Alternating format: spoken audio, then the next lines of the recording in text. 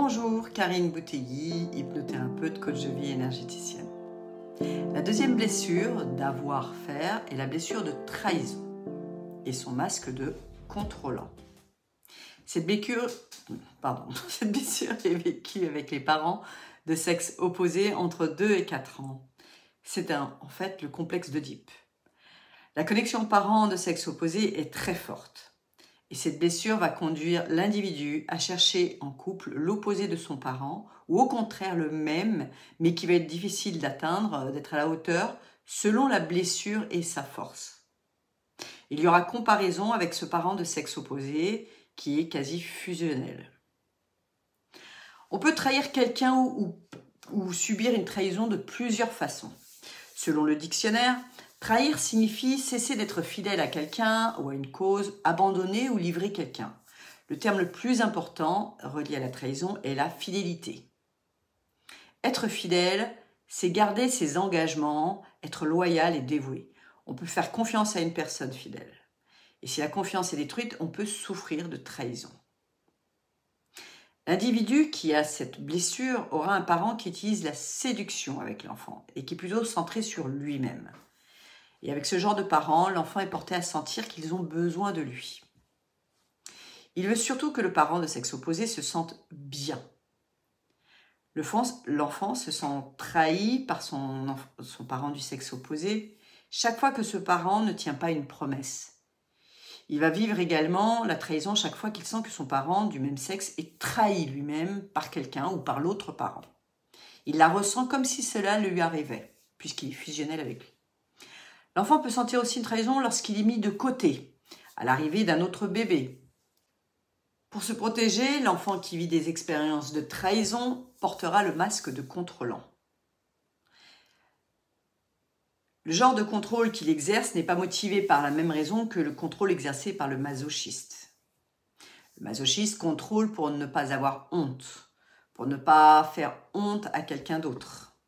Tandis que le contrôlant, lui, contrôle pour veiller à bien respecter ses engagements, être fidèle et responsable, et pour s'assurer que les autres gardent bien leur engagement. Le corps du contrôlant est plutôt fort. Il semble dire « je suis responsable, vous pouvez me faire confiance ». C'est plutôt une personne forte que grasse. Elle prend sa place. Elle a de bonnes épaules, une voix forte, une poitrine bombée, des hanches larges, quelques kilos en trop. Sa phrase sera « je suis capable de ». L'individu avec cette blessure a beaucoup de mal à accepter le mensonge. C'est une forme de trahison pour lui. Il va détester trahir quelqu'un. Il ne supporte pas non plus les promesses non tenues et encore moins un mensonge pour s'en sortir. La mauvaise foi fait partie des choses qui peuvent le faire dégoupiller. Il a beaucoup d'attentes envers les autres. Il se fait rapidement une opinion sur les autres et il essaie souvent de les convaincre à tout prix. Il veut avoir raison. Il est rapide dans les actions. Il s'arrange pour ne pas être dans des situations de confrontation où il n'aurait pas le contrôle.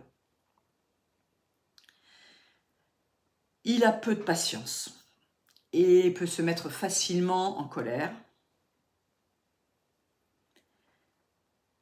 Il y a des hauts et des bas fréquents dans les humeurs. Il devra travailler d'ailleurs sa patience et sa tolérance.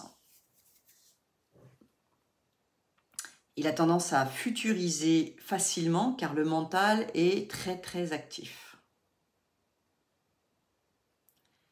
Il est exigeant avec soi-même et il le sera avec son partenaire et s'énerve facilement. Il n'aime pas être en retard et ne peut tolérer les retardataires. Il a de la difficulté à déléguer les tâches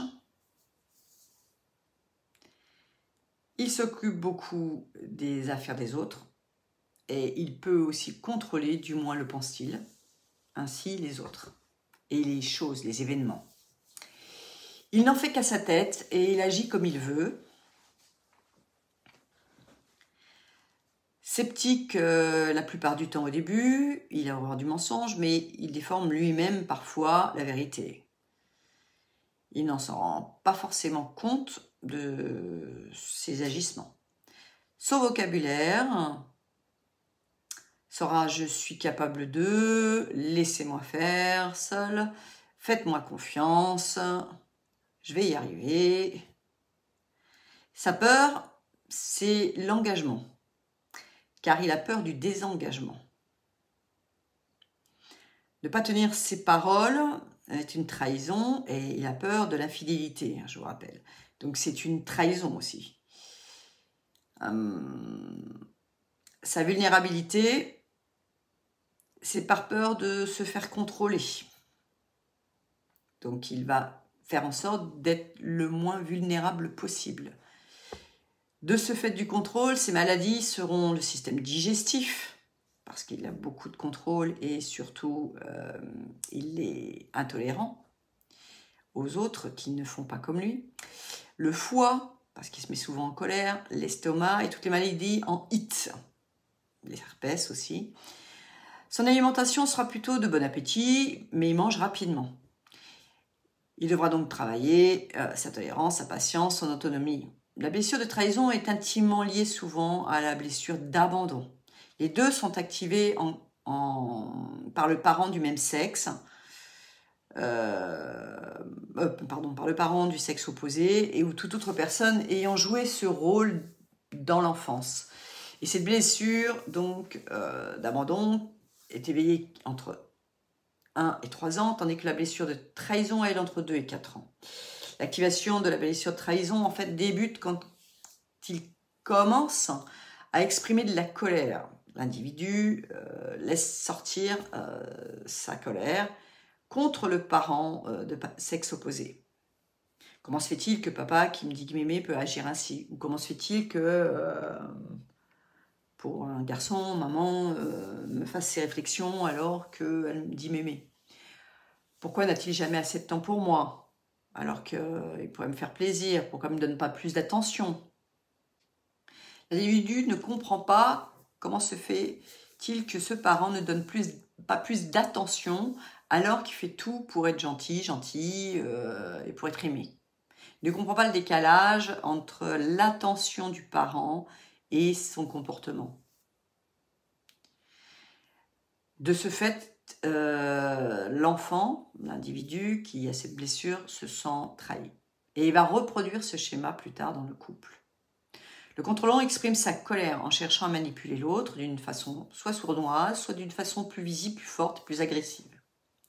Certains utilisent l'un ou l'autre, à tour de rôle. Devenu adulte, cette personne aura de la difficulté à faire confiance, du coup, à son partenaire. Il aura tellement peur d'être trahi ou qu'il va développer des peurs aussi donc de trahison, mais d'abandon. Les deux vont ensemble, je vous rappelle. Le contrôlant a les mêmes attentes cachées que le dépendant, d'ailleurs. Il se plaindra, il pourra même bouder, menacera, marchandera, séduira.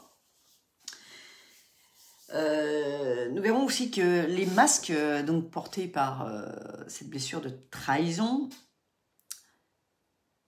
sont beaucoup dans le contrôle, mais pas pour les mêmes choses. La différence entre les deux est la motivation et les peurs derrière. Le contrôlant va apprendre à affirmer ses besoins et avoir plus de flexibilité. Il devra apprendre aussi à faire confiance, à déléguer, à accepter que les choses ne seront pas faites comme il le désire. Exactement. Il travaillera donc son exigence, comme d'ailleurs le rigide que nous verrons plus tard. Il apprendra la patience, car tout le monde n'a pas la même rapidité d'exécution que lui. Il reconnaîtra aussi que lui-même ne remplit pas forcément tous ses engagements, qu'il lui arrive de mentir ou d'arranger la vérité. Et il devra surtout ne pas faire porter tout à l'autre et n'attendre pas tout de l'autre pour son bonheur. Il apprendra donc l'autonomie. Je vous remercie pour cette écoute et j'espère vous avoir donné des pistes de réflexion et de compréhension sur vos comportements et donc sur les blessures qui sont activées. Nous verrons la semaine prochaine donc la dernière blessure, la blessure d'injustice, qui est une blessure d'avoir et faire aussi. Mais comme vous le verrez, et qui porte aussi son masque de rigide, donc très proche du contrôlant, mais vous verrez que ce ne sont pas forcément les mêmes blessures derrière. Je vous souhaite une très bonne semaine à vous tous et à très bientôt.